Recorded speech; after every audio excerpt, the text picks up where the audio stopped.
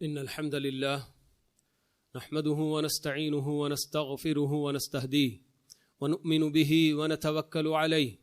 ونعوذ بالله من شرور أنفسنا ومن سيئات أعمالنا من يهده الله فلا مضل له ومن يضلله فلا هادي له وأشهد أن لا إله إلا الله وحده لا شريك له وأشهد أن نبينا محمدا عبده ورسوله أما بعد فإن خير الحديث كتاب الله وخير الهدي هدي محمد صلى الله عليه وسلم وشر الأمور محدثاتها وكل محدثة بدعة وكل بدعة ضلالة وكل ضلالة في النار فأعوذ بالله من الشيطان الرجيم يا أيها الذين آمنوا اتقوا الله حق تقاته ولا تموتن إلا وأنتم مسلمون بسم الله الرحمن الرحيم يا أيها الناس اتقوا ربكم الذي خلقكم من نفس واحدة وخلق منها زوجها وبث منهما رجالا كثيرا ونساء واتقوا الله الذي تساءلون به والأرحام إن الله كان عليكم رقيبا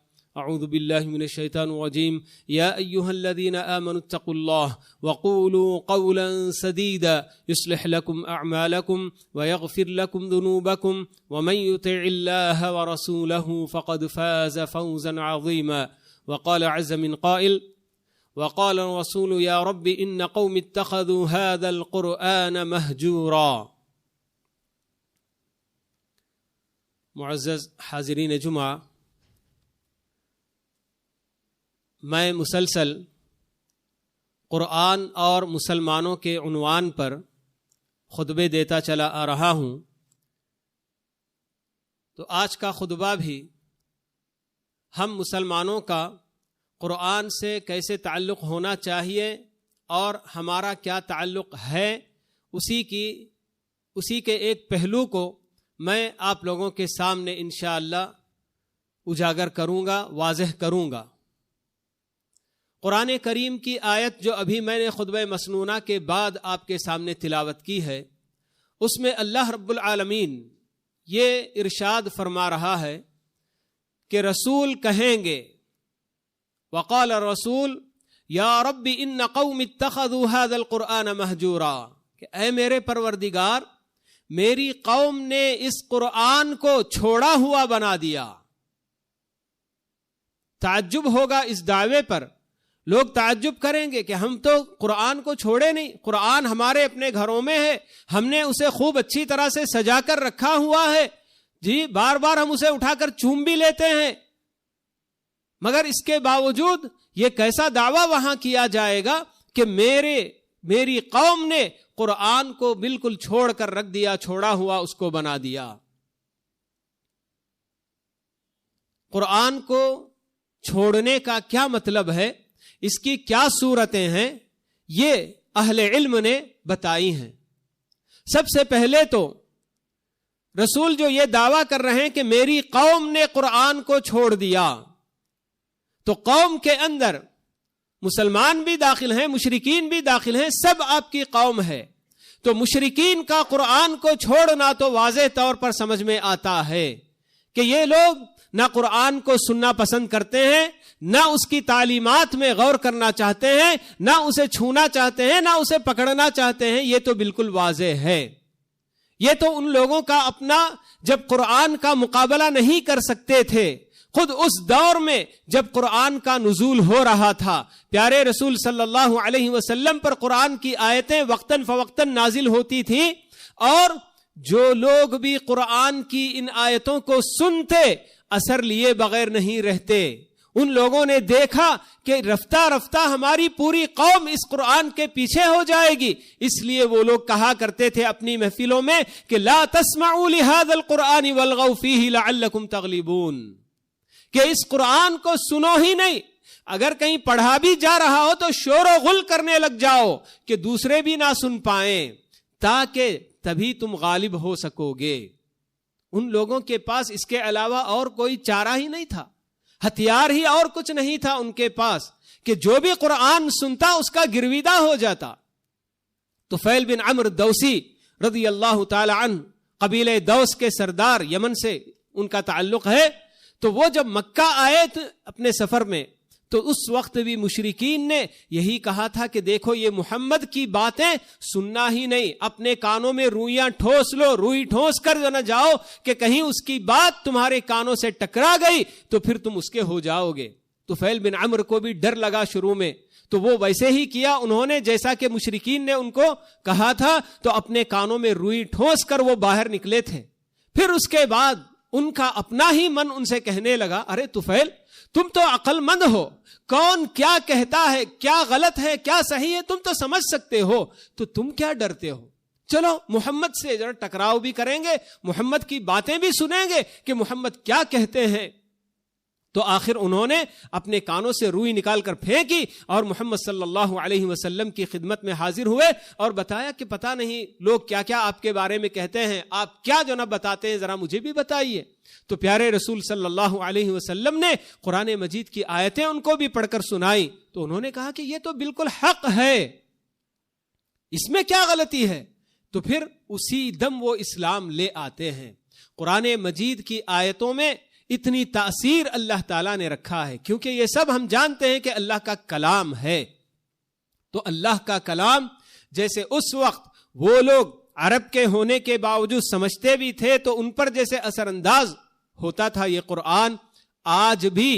بہت سارے دعویٰ کے فیلڈ سے جڑے ہوئے داعی حضرات یہ بتاتے ہیں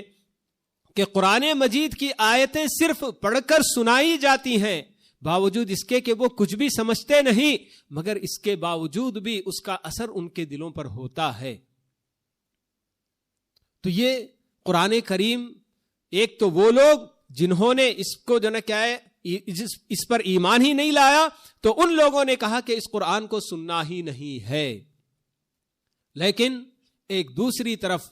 ایک بڑا طبقہ جو کہ اس قرآن کریم پر ایمان بھی رکھتا ہے، مگر وہ لوگ بھی اس قرآن کو چھوڑے ہوئے ہیں۔ تو کس طرح سے یہ چھوڑتے ہیں، ان کی صورتیں کیا ہیں، یہ ہم معلوم کرتے ہیں۔ قرآن کریم جیسا کہ خود قرآن کا اپنا جو نہ کہنا ہے کہ اس قرآن کو کیوں اتارا گیا، کتاب انزلناہ الیک مبارک لیدبروا آیاتہ ولیتذکر اولو الالباب۔ یہ قرآن کے اتارنے والے نے خود قرآن کے اتارنے کا مقصد بتایا ہے کہ وہ کتاب جو آپ کی طرف اتاری گئی اے محمد صلی اللہ علیہ وسلم بڑی برکت والی کتاب ہے، مگر اتارنے کا مقصد کیا ہے؟ لیدبروا آیاتہ، تاکہ اس کی آیتوں میں پوری طریقے سے غور کیا جائے، تدبر کیا جائے، اسے سمجھا جائے، اور سمجھنے کا نتیجہ یہ ہوگا کہ آدمی اس سے نصیحت حاصل کرے گا۔ وَلِيَتَذَكَّرَ أُولُو الْأَلْبَابِ، یہ جو نا اللہ تعالیٰ فرما رہے ہیں۔ لیکن آج ایک بڑی تعداد ہم مسلمانوں کی ایسی ہے جو قرآن مجید کی تلاوت کا حق بھی تو ادا نہیں کرتے، لیکن کچھ لوگ اگر تلاوت کرتے بھی ہیں تو اس میں تدبر کرنا، اسے سمجھنے کی کوشش کرنا یہ بالکل بھی نہیں ہوتا ہے۔ حالانکہ دنیا کی مشکل باتیں سمجھنے کے لیے وقت بھی لگاتے ہیں، پیسے بھی لگاتے ہیں کہ اس کی وجہ سے ہماری اپنی دنیا کا فائدہ ہوگا، مگر قرآن کریم اگر آپ سمجھ لیں گے تو دنیا کے ساتھ ساتھ آپ کی آخرت کا بھی جو فائدہ ہوگا تو اس کے لیے ہم تیار نہیں ہیں۔ قرآن مجید ہمارے اپنے گھروں میں آپ دیکھ لیجئے، بڑے بڑے گھرانے میں بھی پڑھانے کے لیے مولوی صاحب آتے ہیں، کیا بھائی دینا، ان کو 500,000 دے دو بس مہینے کا۔ اور ادھر دیکھیے ماشاء اللہ سے قرآن کے علاوہ جو دیگر اور سبجیکٹس پڑھانے کے لیے جی بھیجتے ہیں، ٹیوشن پڑھانے کے لیے، بچہ ہمارا جو نا اس سبجیکٹ میں ذرا ویک ہے اور وہ سائنس پڑھتا ہے یا پھر کوئی اور چیز پڑھتا ہے، میتھمیٹکس پڑھتا ہے یا انگلش پڑھتا ہے، اور وہ اگر آپ سے مطالبہ کرتا ہے کہ مہینے کا 10,000 دینا تو دینے کے لیے تیار رہتے ہیں۔ ہمارے اپنے نزدیک کلام اللہ کی یہ حیثیت اور دیگر اس کے مقابلے میں جو چیزیں ہوتی ہیں تو ان کی یہ حیثیت ہوتی ہے۔ تو تدبر کا کہاں ہمارے پاس تصور ہے میرے بھائی، قرآن کریم کو سوچنے سمجھنے اور اس کو سمجھنے اور اس پر عمل کرنے کا۔ امام غزالی رحمہ اللہ کہتے ہیں اس آیت کی تفسیر میں جس میں اللہ تعالیٰ فرماتے ہیں کہ اللہ والے بندوں کے تعلق سے کہ وَيَتْلُونَهُ حَقَّ تِلَاوَتِهِ، کہ تلاوت کا حق ادا کرتے ہیں وہ، تو کیسے ادا ہوگا تلاوت کا حق؟ تو بتاتے ہیں کہ 3 چیزیں اس کے اندر ہونی چاہیے. زبان کا بھی اس میں کام ہے, عقل کا بھی کام ہے, اور دل کا بھی کام ہوتا ہے. 3 چیزیں ایک جا ہوں گی تو تب چل کر حق تلاوت ادا ہوگا. زبان کا کام قرآن کریم کی تلاوت, جیسے اس کے قواعد ہیں تجوید وغیرہ کا لحاظ کرتے ہوئے ان کو پڑھنا, تو یہ زبان کا اپنا جو کام ہے. اور ان کے پڑھنے کے بعد عقل کا کام یہ ہے کہ اسے سمجھنا, اور دل کا کام یہ ہے کہ اس سے اثر لینا, تو اس پر عمل کرنا. تو یہ تینوں کام جب جمع ہوں گے تو تبھی حق تلاوت صحیح معنوں میں ادا ہوتا ہے. تو یہ آج بہت سارے مسلمان جو کہ قرآن مجید پر ایمان رکھتے ہیں, مگر اس کے باوجود قرآن مجید جس مقصد کے لیے اتارا گیا ہے, جس میں یہ بات بتائی گئی کہ اس میں دنیا اور آخرت کی ہر کامیابی کا راز چھپا ہوا ہے, مگر ہم ہیں کہ ہماری اپنی کامیابی کے لیے دنیا کی معمولی چیزوں کے پیچھے ہم لپکتے رہتے ہیں, اور اصل کامیابی جس کے اندر ہے اسے ہم بالکل بھول جاتے ہیں, فراموش کر جاتے ہیں. تو یہ قرآن مجید کو چھوڑنے کے اندر یہ بھی داخل ہے کہ قرآن مجید پر ایمان تو ہے ہمارا, اس کی تلاوت بھی کبھی کبھی ہو جاتی ہے, مگر تدبر کا نام و نشان تک نہیں, اس میں غور کرنے, اسے سمجھنے کی ہمارے پاس فرصت نہیں. تو پھر رسول کا یہ دعویٰ بالکل سچا ہوگا کہ میری قوم نے اس قرآن کو بالکل چھوڑ دیا. اسی طرح ایک اور صورت جو کہ قرآن مجید کو چھوڑنے کی ہوتی ہے, تو وہ عمل نہ کرنا قرآن مجید کے احکامات پر. قرآن مجید پر بندہ ایمان تو رکھتا ہے, مگر ہم سب جانتے ہیں کہ قرآن مجید میں بہت سارے حلال بھی بتائے گئے, حرام بھی بتائے گئے ہیں, بہت سارے فرائض اور واجبات بھی بتائے گئے ہیں, مگر کہاں ہم کو فرصت ہے کہ قرآن ہمارا اپنا دین ہمیں کیا جو چیزیں کرنے کا حکم دیتا ہے اور کن کن باتوں سے, کاموں سے ہمیں بچنے کا حکم دیتا ہے, یہ جاننے کی ہمارے پاس فرصت نہیں ہوتی ہے. تو یہ بھی قرآن مجید کو چھوڑنے کے اندر بالکل داخل ہوگی چیز کہ قرآن پر ایمان تو رکھ لے مگر قرآن پر عمل نہ کریں. یہ تو بالکل ویسا ہی ہوا جیسا کہ کوئی مریض, کوئی بیمار ڈاکٹر کے پاس چلا جائے اور اپنی بیماری کا اس نے اس کے پاس ذکر کر دیا, اور ڈاکٹر نے اس کو پرسکرپشن بھی لکھ کر دے دیا, اور وہ قرآن اپنا پرسکرپشن لا کے 10 بار کیا سینکڑوں بار بھی پڑھ لے, تو کیا اس کی بیماری دور ہو جائے گی؟ جب تک پرسکرپشن میں لکھی ہوئی دوائیں وہ نہیں خریدتا اور اسے استعمال نہیں کرتا, اس کی بیماری تو نہیں دور ہو سکتی. تو آج ہمارا اپنا بالکل یہی تقریباً معاملہ ہے کہ ہم سمجھتے بھی ہیں قرآن کے اندر کیا کیا باتیں بتائی گئیں, مگر عمل کے لیے ہم آمادہ نہیں ہوتے. ہمارے اپنے روزمرہ کی زندگی میں آئے دن ہمارے اپنے لیے کیا کیا, ہمارا اپنا پہننا اوڑھنا کیسے ہونا ہے, ہمارا سونا جاگنا کیسے ہونا ہے, ہمارا ملنا جلنا کیسے ہونا ہے, ہماری اپنی تجارتیں کیسی ہونی ہے, ہمارے معاملات کیسے ہونے, سب کچھ بتایا گیا ہے قرآن مجید میں. مگر ہم لوگ یہ سب پیٹ پیچھے چھوڑ دیتے ہیں اور آگے بڑھ جاتے ہیں. اپنے نفس میں جو کچھ ہمارا اپنا نفس ہم سے جو کہتا ہے اس پر ہم عمل کرنے کے لیے تیار رہتے ہیں. قرآن مجید کو چھوڑنے کی ایک صورت یہ بھی ہوتی ہے کہ جب قرآن کے احکام پر عمل کرنا ہوتا ہے تو اسے چھوڑ کر دوسرے قوانین کو آگے بڑھانا. قرآن میں ہمارے اپنے سارے مسائل, ہمارے اپنے نکاح اور طلاق کے مسائل, ہمارے اپنے وراثت کے مسائل, سب کچھ بتایا گیا ہے. مگر آج بہت سارے مسلمانوں کو آپ دیکھیں گے, خاص کر جب ان کی بہن یا ان کی بیٹی کو طلاق ہو جائے تو بجائے اس کے کہ قرآن کیا کہتا ہے, شریعت کیا کہتی ہے, اس پر ہم سر تسلیم خم کریں, اس کے آگے جھک جائیں, یہ نہیں کرتے بلکہ کورٹ کا دروازہ کھٹکھٹاتے ہیں. جو بالکل اس وقت وومنس پولیس کے لیے آپ کے پاس مگڑیر پولیس جیسی ہوتی ہے, تو وہاں جا کر اپنی رپورٹ لکھاتے ہیں اور یہ چاہتے ہیں کہ ہماری اپنی بچی کے ساتھ زیادتی ہوئی, ظلم ہوا, تو ہم ہرگز اسے نہیں چھوڑیں گے, زندگی بھر کے لیے اس سے اخراجات طلب کریں گے. حالانکہ قرآن یہ ہمیں کہتا ہے کہ اگر کسی کی طلاق بھی ہو جائے، یہ سب چیزیں ایسی ہیں کہ یہ سب ہونا ہے، اسی لیے قرآن کریم نے یہ سارے احکامات بھی بتائے ہیں۔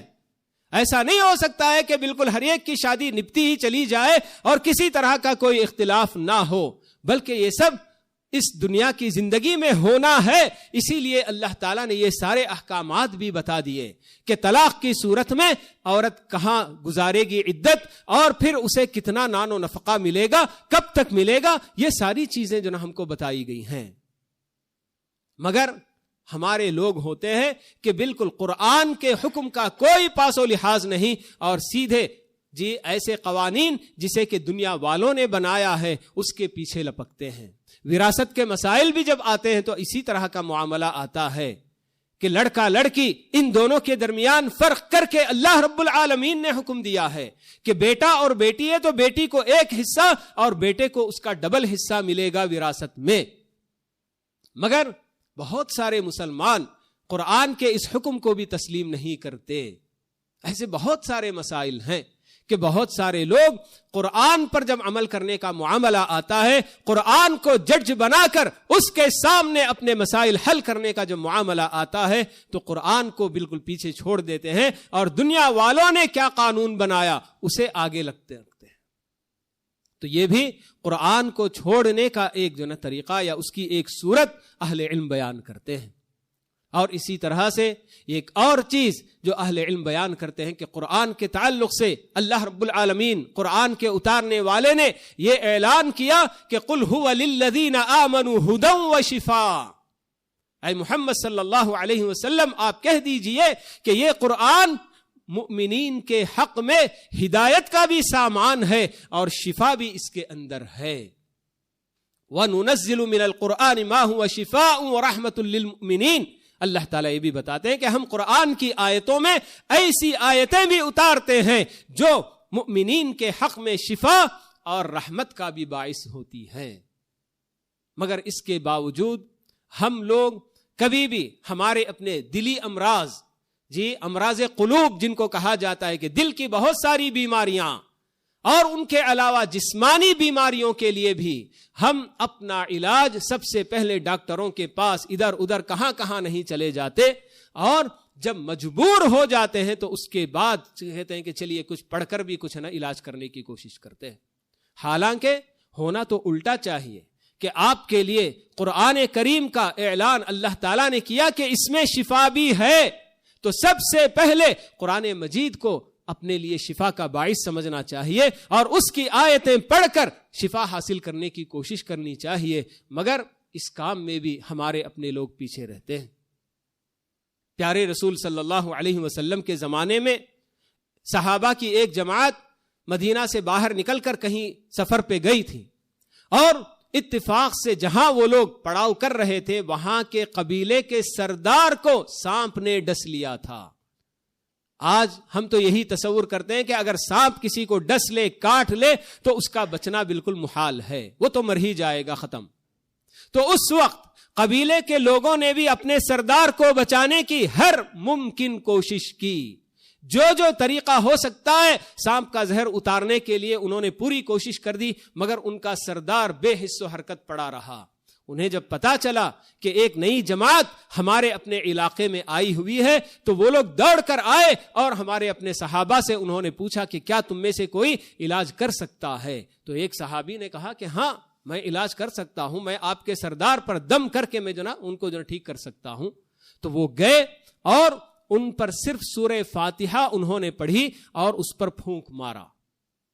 سورہ فاتحہ پڑھ کر سردار کے اوپر انہوں نے کیا پھونکا، تو راوی کہتے ہیں کہ بالکل اس سردار نے بالکل ایسے بالکل چاق و چوبند ایکٹیو ہو کر بالکل وہ اٹھ کھڑا ہوا جیسے کہ رسیوں میں بندھا ہوا تھا، اور رسی کھلتے ہی آدمی جیسے بالکل ایکٹیو ہو جاتا ہے تو ویسے کھڑا ہوا۔ اور جب وہ صحابہ کی جماعت مدینہ واپس آئی اور انہوں نے یہ سارا معاملہ پیارے رسول صلی اللہ علیہ وسلم کو بھی کہہ سنایا، کہا کہ اللہ کے رسول ہمارے ساتھ ایسا واقعہ پیش آیا تھا، اور ان لوگوں نے اس کام پر اجرت بھی لی تھی، بکریوں کا ایک ریوڑ بھی انہوں نے لیا تھا، تو اس لیے اب یہ ہمارے لیے حلال ہے کہ حرام ہے، یہ جو ان کو جاننا تھا، اس لیے آ کر اللہ کے رسول سے انہوں نے بتایا۔ تو اللہ کے رسول نے سب سے پہلے ان سے یہی پوچھا کہ تمہیں کیا معلوم کہ یہ فاتحہ اس کے ذریعے شفا بھی ہوتی ہے؟ اسی لیے سورہ فاتحہ کے جو کئی نام ہیں، ام الکتاب اس کو کہتے ہیں، فاتحہ کہتے ہیں، تو ویسے ہی اس کا ایک نام شافیہ بھی ہے کہ اس کے ذریعے بہت ساری بیماریوں کی شفا بھی ہوتی ہے۔ تو ایسے بہرحال صورتیں بہت ساری جو ہے کہ قرآن کو چھوڑنے کی ہیں۔ تو یہ ساری صورتیں آج اگر ہم غور کر کے دیکھیں کہ کس طرح سے ہمارے اپنے لوگوں کے اندر قرآن کے تدبر کرنے کا کام بھی نہیں پایا جاتا، قرآن پر عمل کرنے والی بات بھی اگر دیکھی جائے تو کتنے صبح شام ہم جو خلاف ورزیاں قرآن کے احکام کی کرتے ہیں، اور اسی طرح سے قرآن کو حکم بنانا، قرآن کے احکام کے تابع ہو کر چلنا، یہ بھی ہم جو نہیں چاہتے، بلکہ قرآن کے حکم سے بھی کسی اور کے حکم کو ہم اعلیٰ اور بہتر سمجھتے ہیں۔ یاد رکھیے کہ قرآن کریم کے اندر جو باتیں بتائی گئیں اس سے بھی بہتر اگر کوئی کسی اور کو سمجھے گا تو اس کا ایمان ہی باقی نہیں رہے گا۔ اسلام کو ختم کرنے والی چیزوں میں سے ایک اہم چیز یہ بھی ہوتی ہے کہ اللہ اور اللہ کے رسول کی باتوں سے بڑھ کر کسی اور کی بات کو سمجھے اور کسی اور کی بات کو اہمیت دے، تو یہ بھی بندے کے اسلام پر جو خطرہ ہوتا ہے۔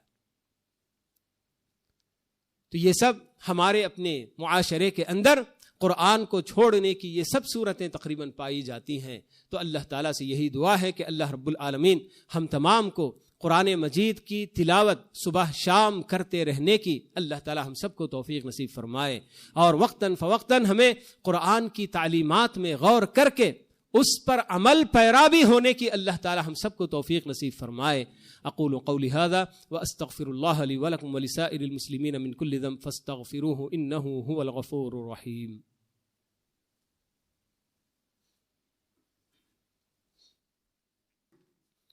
الحمد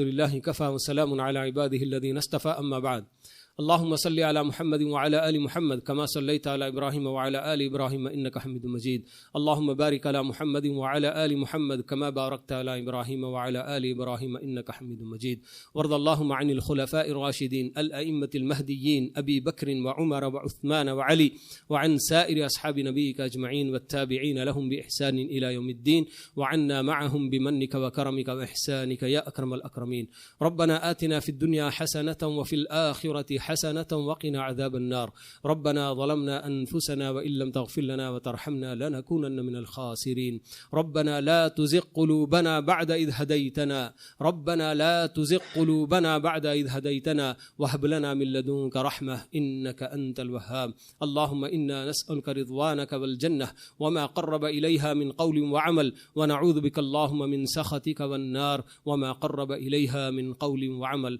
اللهم حبب إلينا الإيمان وزينه في قلوبنا وكره إلينا الكفر والفسوق والعصيان واجعلنا من الراشدين، اللهم أحسن عاقبتنا في الأمور كلها وأجرنا من خزي الدنيا وعذاب الآخرة، ربنا توفنا مسلمين وألحقنا بالصالحين، سبحان ربك رب العزة عما يصفون وسلام على المرسلين والحمد لله رب العالمين۔